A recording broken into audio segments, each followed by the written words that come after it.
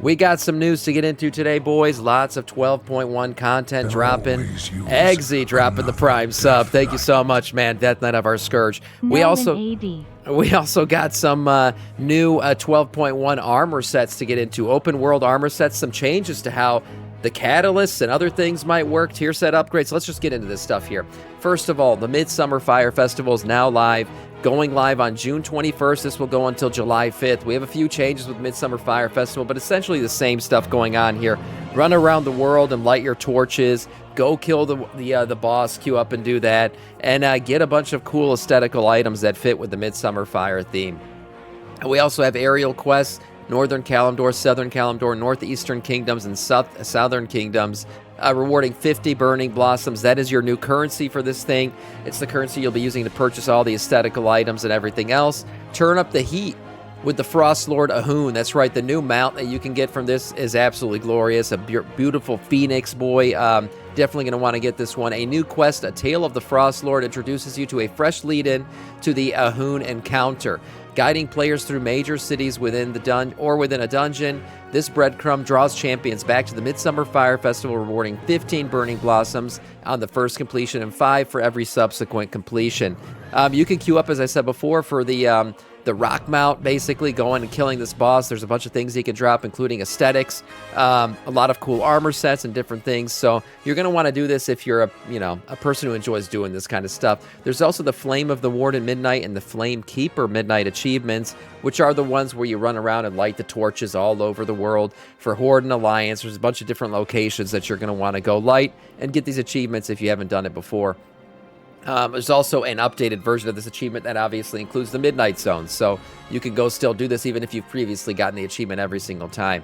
Honoring the Flame achievement, as I mentioned before, and then the Midsummer Fire Festival, there's a bunch of other achievements like juggling the torches, slaying Ahun in the slave pens, doing a bunch of other things. Yes, achievement Andes are going to eat their hearts out for this. And then there's also, of course, the WoW Classic version of this. All the classic Andes out there who are enjoying this can also get out and do that stuff. Love those achievements. Yeah, actually, the Midsummer Fire Festival, it's always been one of my favorites, actually, from all the WoW events that happen. The Halloween stuff's always been cool, but I don't know why I've always enjoyed the Midsummer Fire Festival. I just have a lot of memories doing this as a kid in the summer when I was off of school. So I've always personally enjoyed it, and now it's back once again. Okay, 12.1 changes. There's so many. We talked about a bunch already. Let's get into some of the specifics of things that are going to be changing and also cool armor sets that we'll be able to get from this stuff. So first of all, the ping feature. Blizzard's adding the ability to ping your friendlies, ping your health bar, ping certain things on your page, basically, that indicate stuff to the rest of the party. So we know now we'll be able to ping our health bar to share our current health percentage to the group, or, the I need healing shout out, basically, but you're not actually saying it. Kind of wish you were.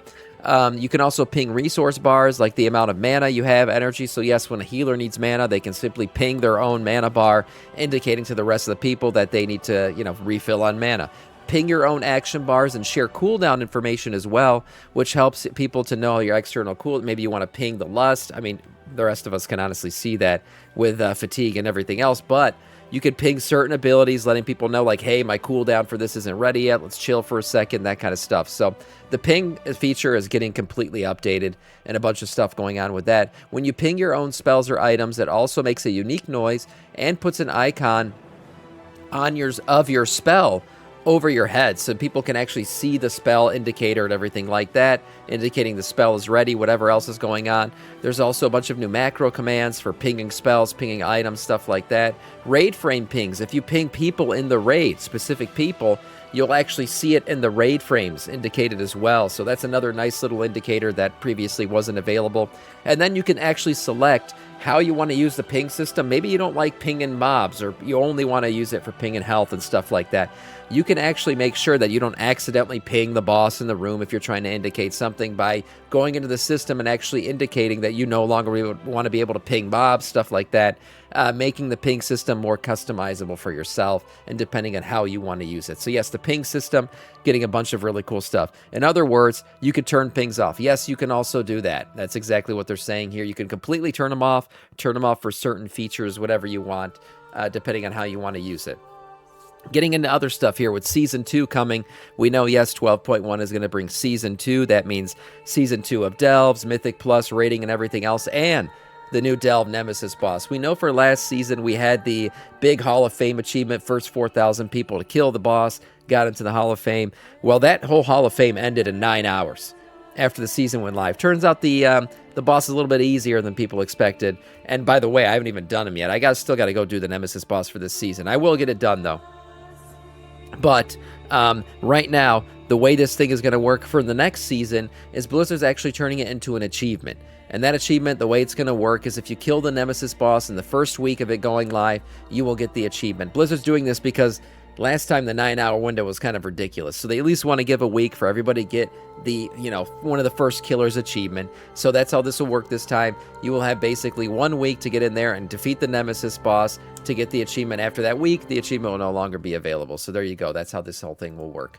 Moving on to catalyst charges and changes that might be happening with this. So yes, conversion of tier gear. It's a big thing. Blizzard changed it in Midnight and how it works. I think they've changed it for the better. I love the whole, get your full tier set and you just get a bunch of conversion catalyst stuff. So that way you're always incentivized to get to the 4 set as quickly as possible and then not worry about saving your catalyst charges for later. Diamond coming in with the Prime. Thank you so much, man. That's 2 in a row. Thank you, Death Knight of our Scourge. I appreciate that. When it comes to catalyst charges, though, this season, it looks like things might be changing a little bit. So every season, there's a new achievement that awards catalyst charges when you complete it. This one's going to be very much the same. We still have, the 3 ways that you can unlock a bunch of catalyst charges for yourself, kind of little goodie bag. You get the Ahead of the Curve achievement, the achievement of a 2K rating on Mythic Plus, or a 1.6K PvP rating. This time around, you'll get the Crystallized Venom Blight Mana Flux, which evidently will give you 3 of these little, what are they called? Venom Blight Mana Flux pieces. So when you get 3, you need 4 to charge the catalyst. It's kind of a different thing they're doing here with how you're going to get these catalyst charges. But it works very much the same way. Get the achievement, you'll unlock a bunch of catalyst charges, and you'll be able to use them inside of, be able to use them to upgrade to tier gear. The one thing that seems to be changing is maybe we'll be getting more charges than we even got previously. So before, the way the achievement worked for getting to a 4 set and unlocking the ability to get more is the achievement said in Season 1 that once you get a 4 set, things can drop from additional sources. From additional sources meant that, obviously Mythic Plus, all these other places, Delves and everything else. Well, now the way the achievement reads is instead, Mana Flux will drop more frequently. More frequently is how they're wording it now. So it seems like we'll actually be able to get charges dropping from sources before we even get to the 4 set. The frequency of those drops will just increase once you actually get the 4 set. Imagine Sam with a brain. I know, that's a crazy thing. Watching Sam read, that's ridiculous too. I don't read, guys. Look, the whole thing with how this is going to work and why this is interesting and why they changed the wording is when they said can drop from additional sources, if you remember previously, you weren't going to get charges dropping from things like random raid boss kills and everything until you got your 4 set. Now the way it's going to work, they changed it to more frequently. That sounds like we're going to be able to get drops from raid bosses and Mythic Plus and everything else, but it's just going to become more frequent. So you understand the change now? That's how it's going to work. Listen to it over again. Listen, I'm saying it because a lot of you P-brain fuckers out there aren't going to understand this shit unless I repeat it. That's why we're reporting on this, and that's why it's important. It looks like catalyst charges are going to be coming more frequently in Season 2 than Season 1 overall. So that's the kind of takeaway you could take from this. Moving on to another thing. Is Blizzard going with scaling upgrades again? Look, this whole thing came out very early on in Midnight patch notes and everything else before Midnight came out, that it looked like Blizzard was going to make your myth track, hero track, and everything else. The further you go up the track, it was going to cost you more, what's it called, crests. Right, so going from 5 of 6 hero to 6 of 6 hero was going to cost you 50 crests, whereas 1 of 6 to 2 of 6 was going to cost you 10. And that scale kept going up, so the further you got up the scale, the more expensive it was going to become to upgrade.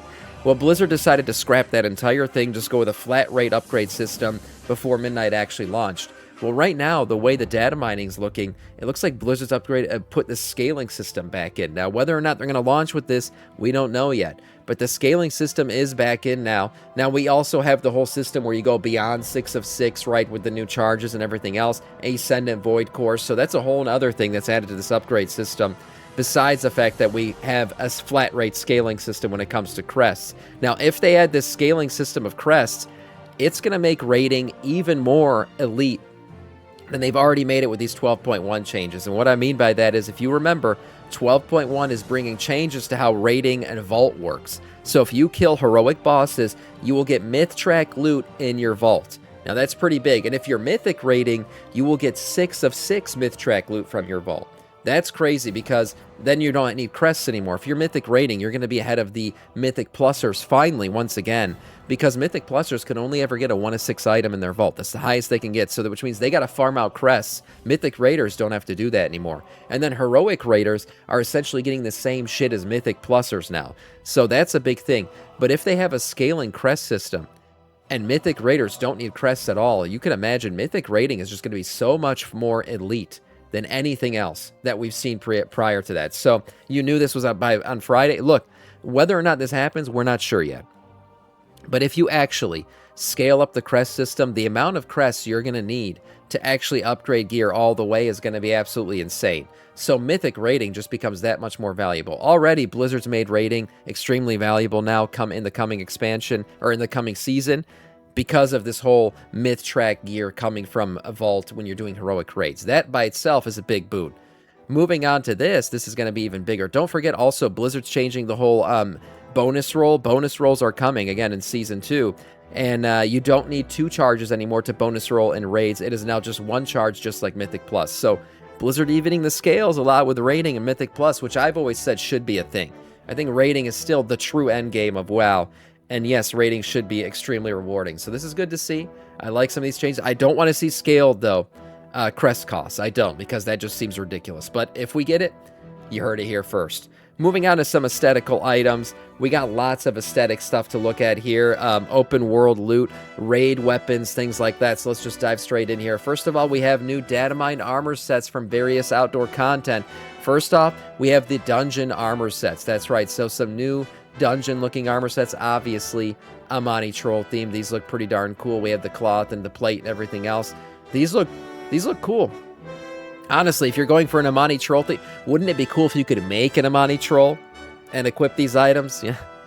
If only. Just saying, Blizzard. They don't like those easy W's. But anyways, we have the, like always, the leather and the cloth sets, and the mail sets, and then the plate sets. So we have different colorways of these sets as well. So this one, again, was from Dungeons. We have a Delve version of these, which is more of a blue aesthetic to it. I think this is like a Bwansamdi look. We also have the Prey system set, which is a purple variation on it. Purple and yellow, it looks like. This is a cool looking set. We have the same one, but a World Quest version, which looks like it's going to give us a blue and orange version of these sets. And then we have a Renown version, which looks like it's going to give you some purple and red, maybe burgundy-looking version of this. That's nice. And then a Contender PvP version of this, which is like a blue and green. So these sets look pretty cool. I mean, obviously, a Monty Troll theme, not exactly for everybody, but they're definitely going full force with the aesthetic. So these do look cool. Moving on to this one, I mean, Rogues. I was talking about your tier set yesterday and how it wasn't that great. Well, it doesn't mean you're not going to be getting anything, because there's some really cool looking stuff here. An all-new set, data mine in 12.1. The Assassin's Attire outfit in 4 different colorations.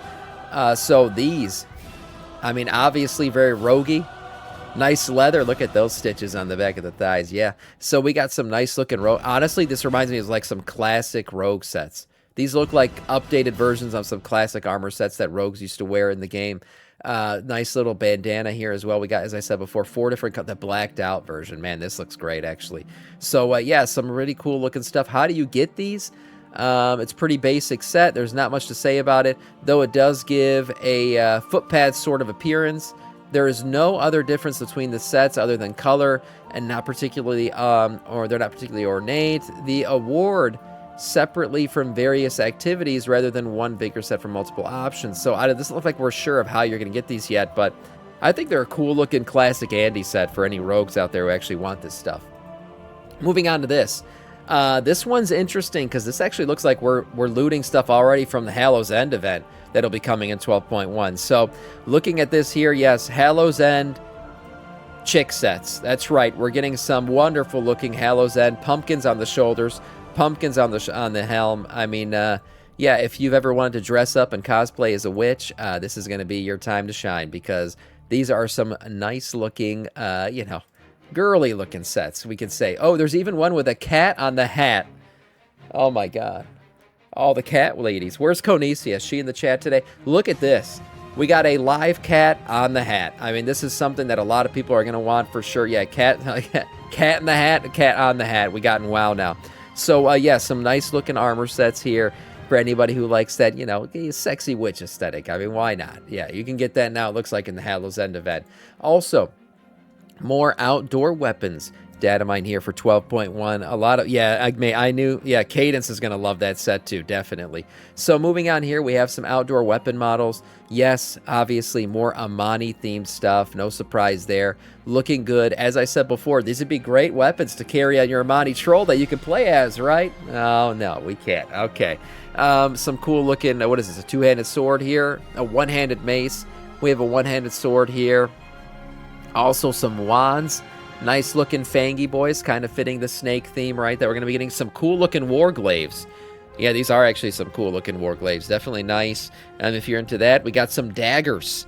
Yes, some nice little dagger boys. By the way, don't forget, Devour Demon Hunters will be able to equip daggers in this patch. So daggers now, hey, if you're a Devour Demon Hunter, pay attention to the dagger transmogs because you're going to be able to use them.